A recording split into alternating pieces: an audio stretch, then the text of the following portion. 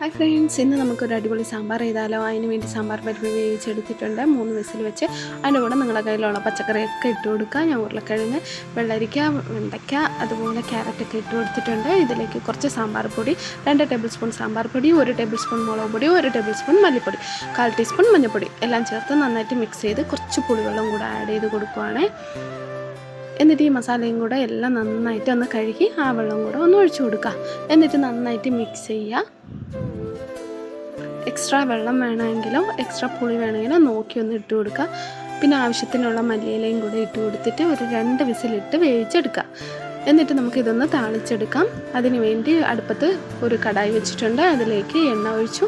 പിന്നെ കുറച്ച് കായത്തിൻ്റെ കഷ്ണം ഇട്ട് കൊടുത്തു. അതിൻ്റെ കൂടെ ജീരകം, കടുക്, വറ്റൽമുളക്, കരിവേപ്പില എല്ലാം ചേർത്ത് നന്നായിട്ടൊന്ന് വഴറ്റി, കുഞ്ഞുള്ളിയും കൂടെ ചേർത്ത് നന്നായിട്ട് വഴറ്റിയിട്ട് അതും കൂടെ ഈ തിളച്ച സാമ്പാറിനകത്ത് ഒഴിച്ചു കൊടുക്കുക. നല്ല അടിപൊളി സാമ്പാർ റെഡി.